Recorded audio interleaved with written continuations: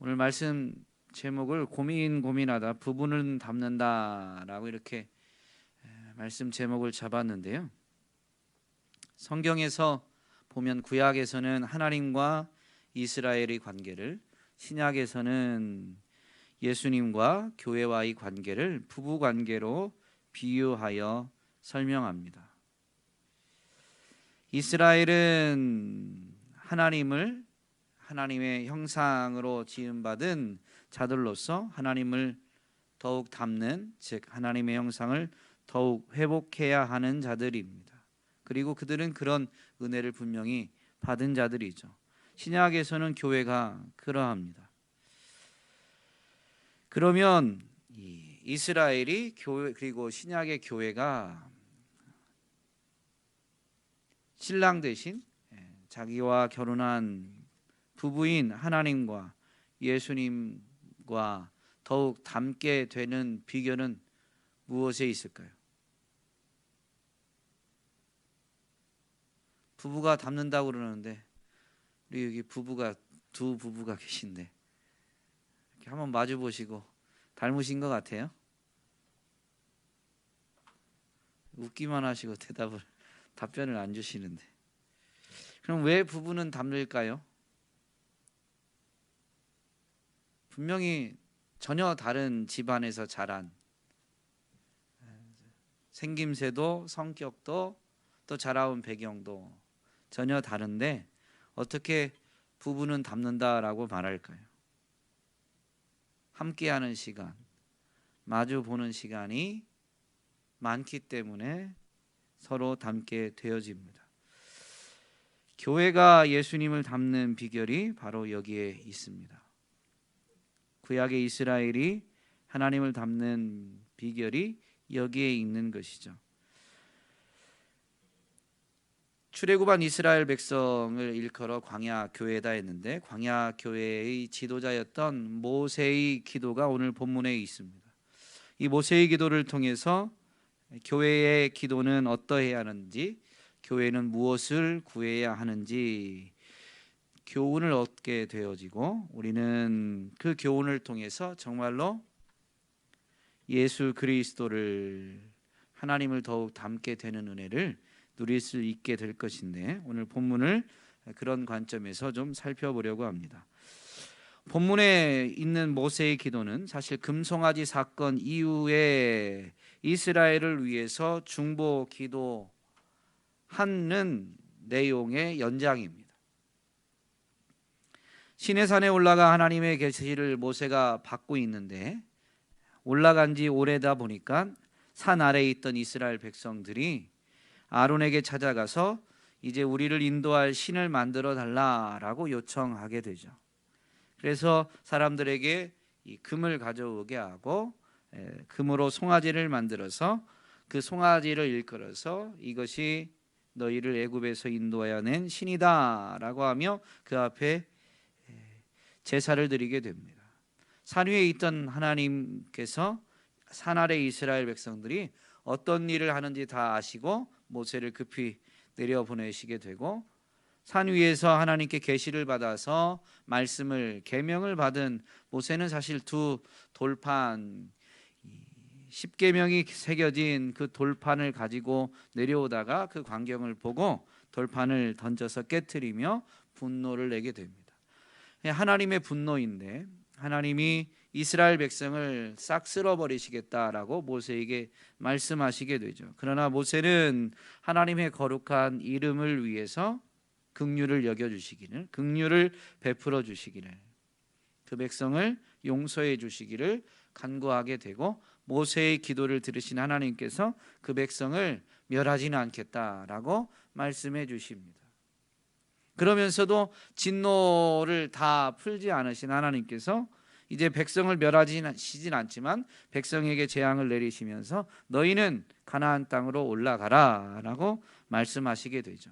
하나님은 천사를 보내서 약속한 대로 이스라엘 백성이 가나안 땅에 들어가도록 한 천사를 앞서 보내서 대적을 물리칠 수 있게는 해주겠다. 그러나 나는 너희와 함께 가지 않겠다라고 하나님이 말씀하십니다. 그러면서 이유를 밝히시기를 이스라엘은 목이 곧은 백성이기 때문에 내가 그들과 함께 가다가는 결국에는 그들을 없애버릴 수 있다. 그래서 나는 함께 가지 않고 천사만 보내서 애굽에서 건져낼 때 약속한 대로 가나안 족속들을 물리칠 수 있도록 해주겠다라고 말씀해 주시게 되죠. 그러자 모세가 기도하는데 은총을 베풀어 주시기를, 하나님이 함께 가시지 않으면 안 됩니다라고 하며 은총을 베풀어 주시기를 간청합니다. 즉 함께 올라가 달라라는 것이죠. 하나님이 함께 하시지 않으면 이스라엘은 하나님의 거룩한 백성이 결코 아니다라는 것입니다. 그래서 하나님이 꼭 함께 가주셔야 된다라는 것을 간청하게 되고, 모세의 기도를 들으신 하나님께서 긍휼을 은총을 베풀어 주셔서 응답해 주실 것을 분명히 말씀하십니다. 17절 말씀에 보면 여호와께서 모세에게 이르시되 내가 말하는 이 일도 내가 하리니, 즉 가나안 땅으로 올라가는 때 함께 가는 것을 하나님이 하시겠다는 거죠. 너는 내 목전에 은총을 입었고 내가 이름으로도 너를 알미니라. 모세의 요청에 하나님이 응답해 주시되 은총을 베풀어 주실 것을 분명히 말씀해 주시자 모세가 하나님 앞에, 오늘 우리가 읽은 본문인데 18절에 보면 주의 영광을 내게 보여주세요라고 간청하게 됩니다. 하나님이 은총을 베푸신다라고 말씀해 주시자 이스라엘 백성을 위한 것 말고도 이제 이 하나님이 은총을 베풀어서 내가 말하는 이 일도 해주겠다라고 하는 것은 출애굽한 이스라엘 백성과 하나님이 함께 가시겠다는 거예요. 그런데 지금 모세가 그런 하나님 앞에 주의 영광을 내게 보여주세요라는 이 뜬금없는 기도를 지금 덧붙이고 있는 거거든요. 왜? 모세는 자기가 이 앞에서 기도한 것을 하나님이 들어주시겠다라고, 응답해 주시겠다라고 답변해 주셨는데 왜 갑자기 주의 영광을 내게 보이소서, 주님 영광을 보여주세요라는 이 기도를 덧붙였을까요?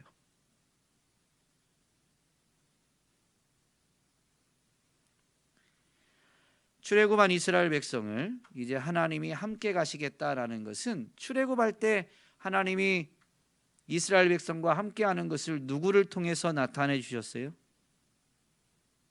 모세를 통해서. 지금도 모세가 기도하고 하나님의 뜻을 받고 백성에게 전하게 되죠. 백성의 죄를 모세가 중보하면서 하나님께 긍휼을, 은총을 간구했습니다. 그러므로 내가 말하는 이 일도 내가 해주겠다라는 하나님의 응답하심은 사실 무엇을 함축하고 있냐면, 모세야, 네가 이 백성을 인도해서 가나안 땅까지 데리고 가야 된다라는 것을 함축하고 있는 거예요. 하나님이 그 순종하는 모세를 통해서 이스라엘 백성과 함께 하시는 것을 나타내시고 이루어 가시는 거죠. 그러니 모세, 하나님의 응답을 받은 모세 입장에서는 지금 하나님이 이스라엘 백성과 함께 해주시는데 그 이스라엘 백성을 이끌어가는 것은 누가 행해야 되는 거예요? 물론 근본적으로는, 근원적으로는 하나님이 하시는 거지만 모세를 통해서 하시게 됩니다. 모세가 행해야 되는 거예요. 하나님이 처음에 이스라엘 백성과 왜 함께 올라가지 않겠다고 하셨다고요?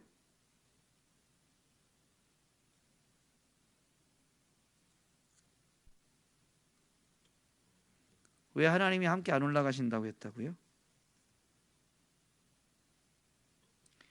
33장 3절에 보면 너희를 적과 꿀이 흐르는 땅에 이르게 하려니와 나는 너희와 함께 올라가지 아니하리니 너희는 목이 곧은 백성인즉 내가 길에서 너희를 진멸할까 염려함이니라. 천사만 보내서 대적을 물리치는 일을 하나님이 해주시겠다라고 하면서 함께 올라가지 않으려는 이유를 밝혀주시는데, 내가 함께 가면 이 이스라엘 백성은 목이 곧은 백성, 고집센 백성, 교만한 백성이다라는 것이죠. 그들의 교만함이 여전한데, 그렇게 교만한 목이 곧은 고집센 그들이 함께 가다 보면 그들의 그 교만함이 또 나타나서 하나님을 대적하게 될 것인데, 그러면 하나님이 그들을 진노해서 그들을 싹 쓸어버릴 수도 있다라는 것입니다. 하나님이 함께 가주셔야 된다고 간청을 하긴 했지만, 하나님이 함께 해주시다가는 이스라엘 백성을 싹 쓸어버릴 수도 있는 것이죠. 그러니 모세 입장에서는 하나님 앞에 하나님의 영광을 보여주시기를 구하는데요. 여러분, 하나님의 영광이 뭘까요? 하나님의 영광을 왜 보여주시기를 구하냐면, 만약에 하나님이 이스라엘 백성을 쓸어버리시는 일을 행하신다라고 한다면 모세는 어떻게 해야 될까요? 오늘 본문처럼 하나님의 거룩한 이름을 위해서 중보해야 될 거예요. 민수기에 보면 이렇게 중보하는 내용이 분명히 나오게 되죠. 이 백성을 용서해 주시기를 구하게 됩니다.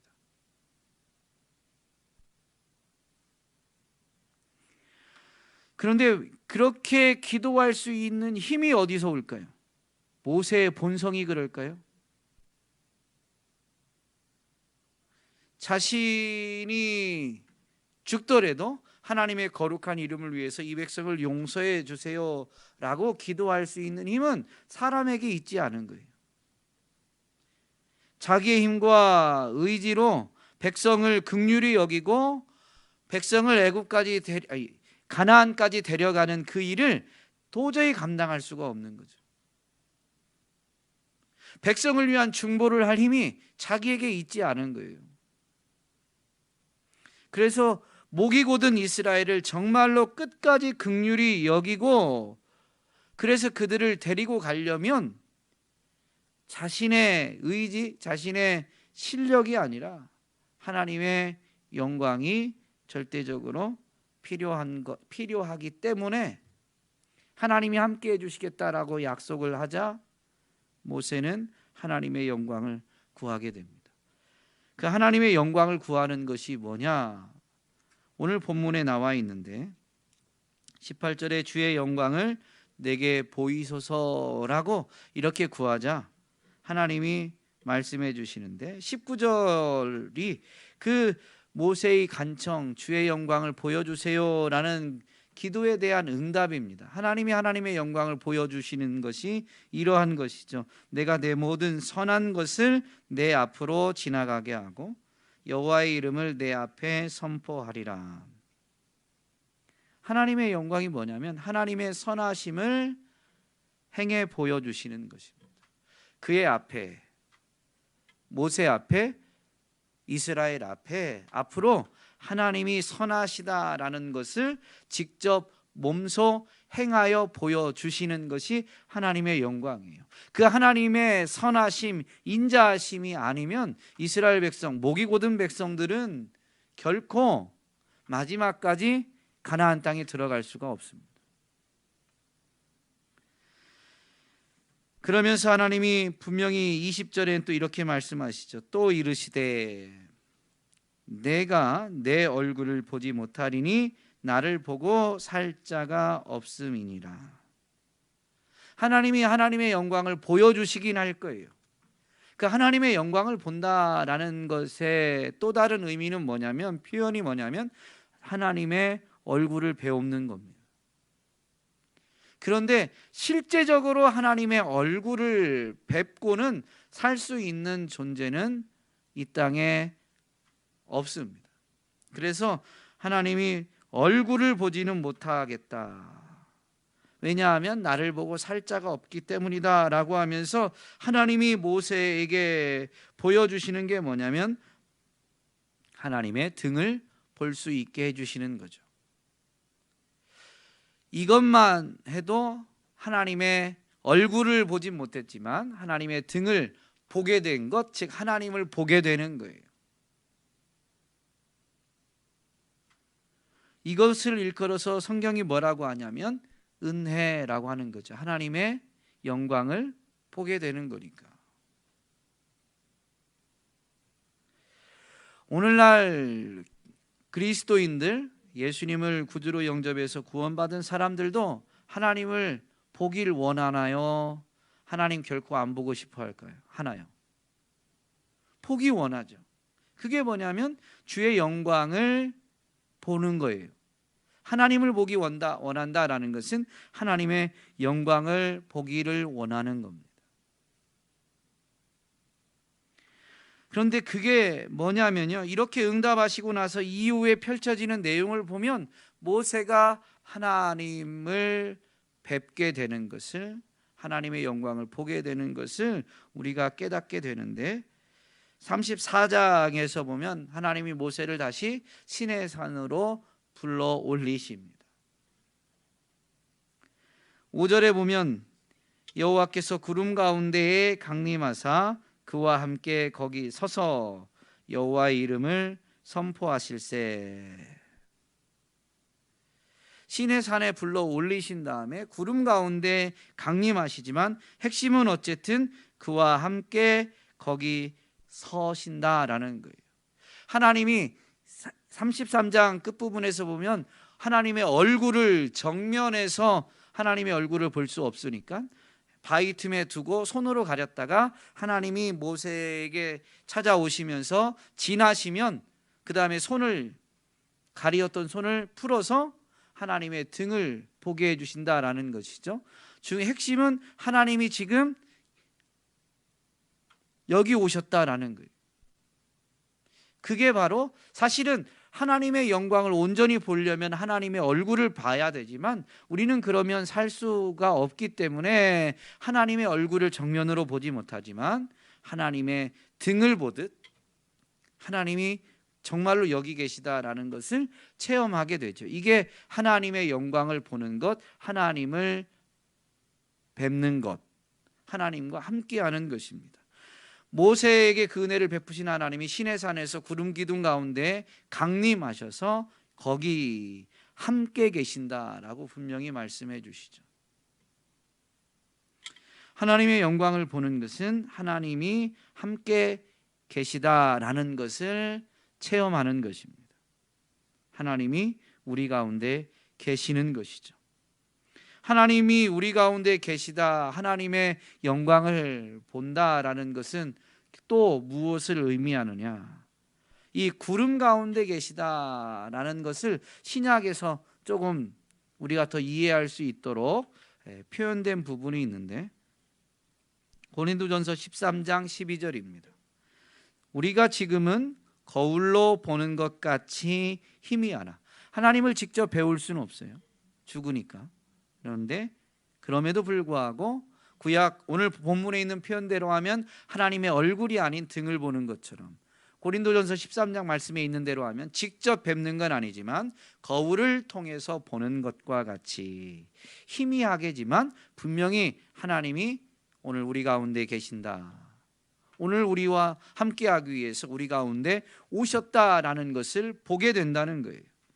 이 하나님을 희미하게라도 본다라는 게 무슨 의미냐면 이어서 계속 이렇게 설명합니다. 지금은 거울로 보는 것 같이 희미하나 그때에는 얼굴과 얼굴을 대하여 볼 것이요. 이 의미가 뭐냐? 지금은 내가 부분적으로 아나.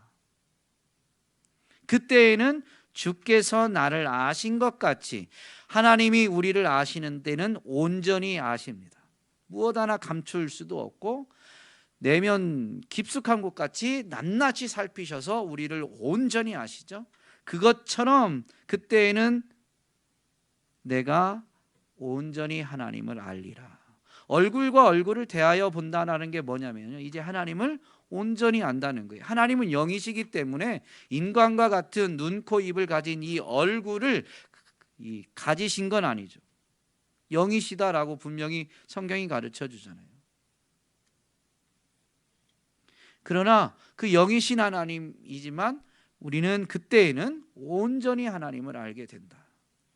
그럼 지금은요, 하나님의 얼굴을 배웁지 못하는 지금 희미하게 부분적으로라도 하나님을 아는 것, 그게 바로 하나님의 얼굴이 아닌 등을 구름이 가린 것처럼 직접 배웁지 못하지만 하나님이 정말로 그 구름 기둥을 통해서 여기 계시다라는 것을 보여주신 것처럼 하나님이 여기 계신 것을 체험하여 알므로 인해서 우리는 하나님을 부분적이지만 알게 되는 거예요. 여러분, 하나님을 아는 것이 바로 하나님의 얼굴을 직접은 아니지만 보는 것, 즉 하나님과 함께하는 것, 하나님의 영광을 보는 것이다라는 의미입니다. 그러면 하나님을 어떻게 알 수 있을까요? 정말로 하나님을 보기를 원하는 사람들은 뭐 할까요? 뭐 하세요?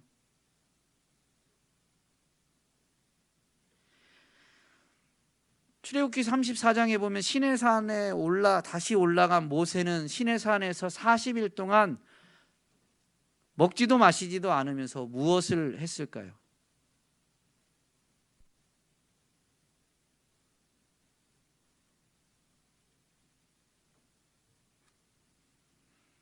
계명을 다시 돌판에 새기게 됩니다. 모세가 금송아지 우상 숭배하는 걸 보고 깨트렸거든요.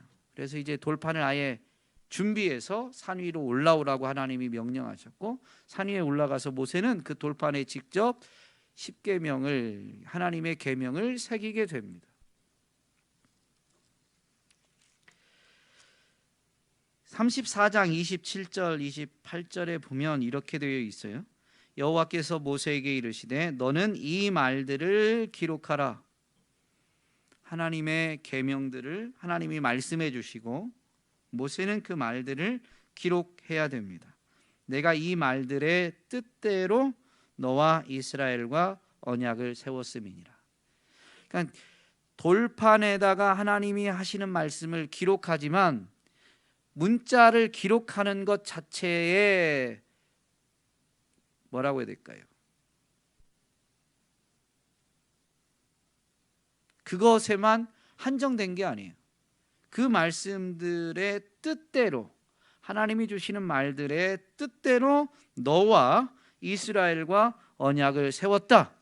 하나님과의 언약 맺음을 생각하면 지금 하나님의 말씀을 기록하면서도 모세는 어떻게 그 말씀을 지금 40일 동안 먹지도 마시지도 않으면서 기록하냐면 이 말씀의 뜻이 무엇인지를 생각하면서 되새기면서 돌판에는 그 글을 기록하고 있는 거죠.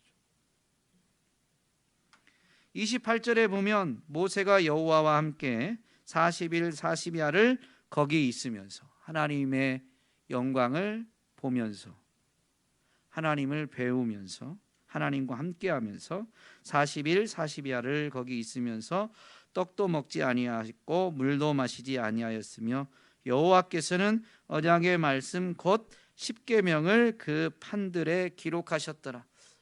27절에서는 이 말을 누가 기록했다고 그래요? 모세 보고 기록하라고 하셨습니다. 그 의미를 되새기면서 기록하라고 하나님이 말씀하셨고 모세는 그 말씀, 하나님이 해주시는 말씀의 의미를 되새기며 직접 돌판에다 글씨를 새기고 있지만 그렇게 하나님이 함께 하시면서 이 일은 하나님이 이루신 것이다 라고 말씀하시는 거예요. 그래서 하나님이 함께 40일 40야를 거기 있으면서 여호와께서는 언약의 말씀 곧 십계명을 그 판들에 기록하셨더라. 모세가 하나님과 함께하고 하나님의 영광을 배웠고 한 그것은 곧 하나님이 하신 일이다라는 것이죠. 돌판을 새기면서 이 말씀들의 뜻이 무엇인지 모세는 분명히 생각하면서 되새기면서 글씨를 새겼습니다. 그러므로 하나님과 함께하는 것, 하나님의 영광을 배우는 것은 사실은 뭐냐면 하나님의 말씀을 묵상하는 것입니다.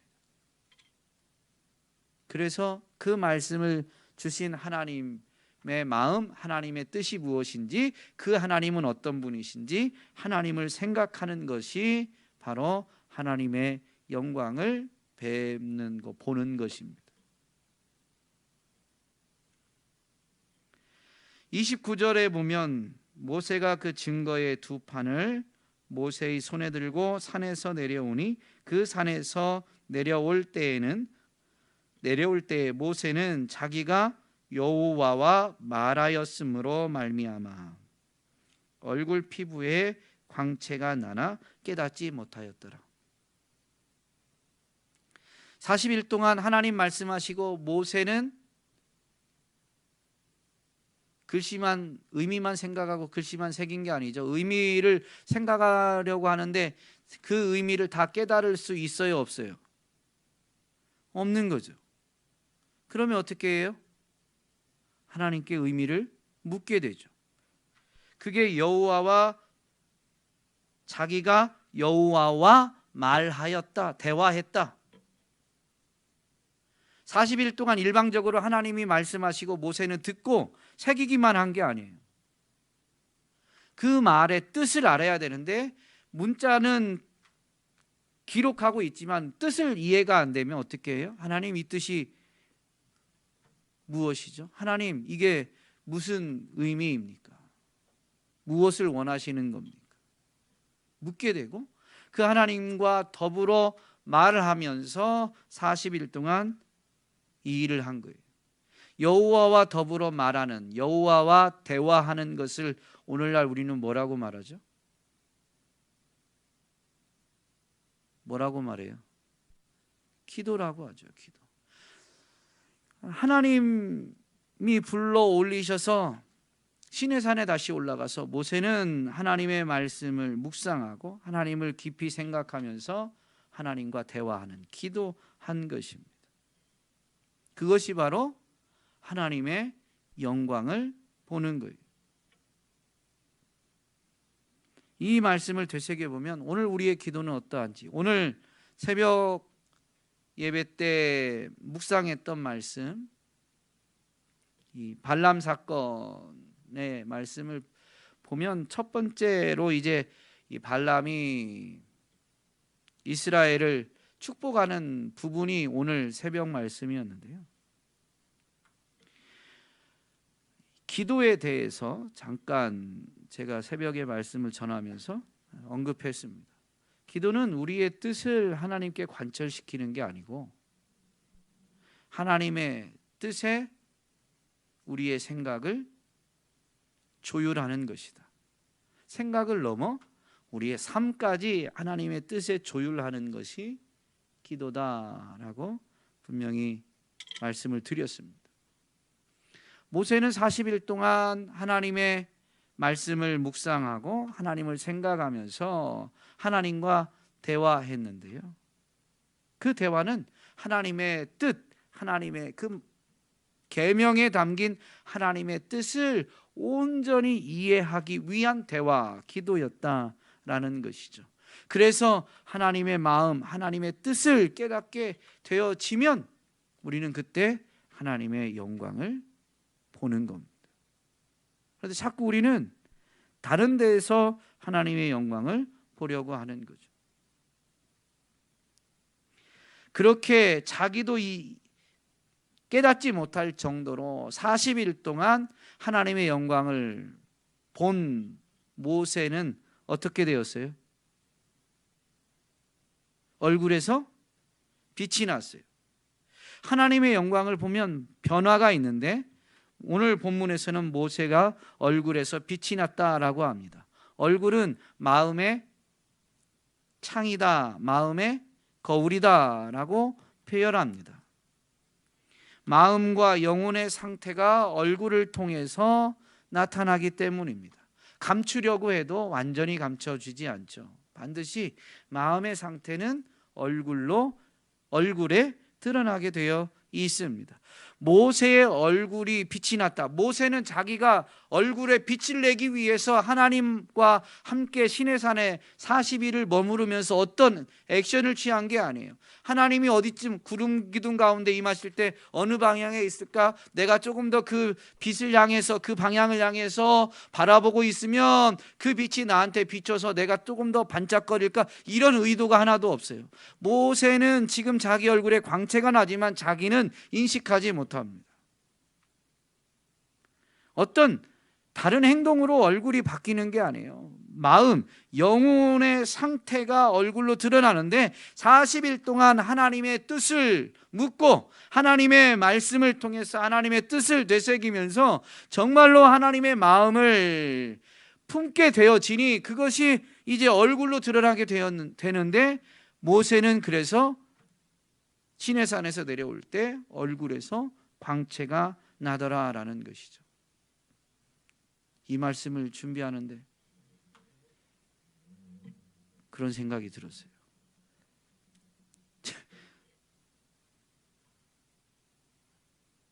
우리 교인들이 나를 보고 목사님 어디 편찮으세요? 이 얘기를 들었던 적이 있거든요. 와, 갑자기 그게 생각이 나가지고 내가 얼마나 한 주간 동안 근심과 염려 가운데 찌들어 살았으면 그게 얼굴에 드러나서 교인들이 볼 때 목사님 어디 안 좋은 데 있느냐, 편찮 아프냐 이렇게 물었을까. 그 생각이 막 번뜩 나더라고요. 참, 목사인데 한 주간 동안 하나님을 배웠고 하나님의 영광을 바라면서, 그래서 내 마음이 이 하나님의 영광으로 가득해서 그게 얼굴로 나와가지고 교인들이 일주일마다 보면 그런 질문을 받아야 되는데 하는 생각이 들었어요. 목사님 뭐 좋은 일 있으셨어요? 이런 답이 나와야 되는데, 이런 질문이 나와야 되는데 참 그러지 못했구나라는 생각을 갖게 됩니다. 제가 목회자가 척을 제일 많이 한다라는 표현을 몇 번 했습니다. 엄청 자주 한 건 아닌데 교인들 앞에서는 이 척을 좀 하는 편이다. 근데 이 말씀 준비하면서 나는 척이라도 제대로 한 건가? 나는 척만 하고 있었나? 있진 않았나? 이런 생각을 좀 가져보게 됐습니다. 여러분은 어떠세요? 여러분의 영혼은 평안하십니까? 지금 한번 옆 사람 한번 보시죠. 평안하십니까? 영혼은 평안하십니까? 한번 이렇게 물어보세요.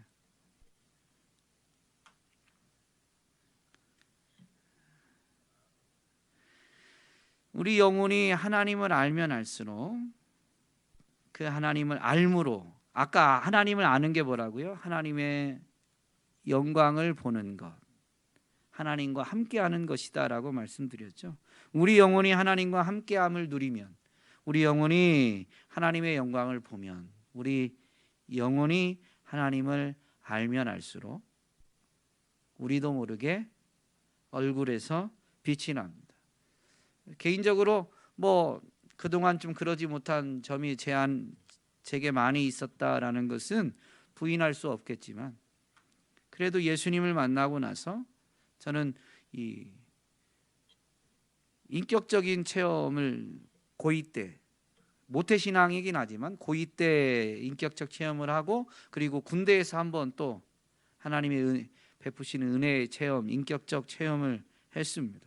그리고 군 복무 2년 동안 참 제가 조금 더 변화되어진 것은 군 복무 기간이었던 것 같아요. 정말로 그 인격적 체험 이후에 누가 시키지 않았는데도 쪽복음 들고 다니면서 기도원 선교회에서 나온 그 파란색 신약과 시편이 있는 조그만 포켓 성경, 그거 군복에 넣고 다니면서 화장실 갔을 때 쪼그려 앉아서 소변 보러 가도 굳이 대변 보러 간 것처럼 변기 안에 들어가서 쪼그리고 앉아서 잠깐이라도 성경을 좀 읽고 그러했던 기억이 있습니다.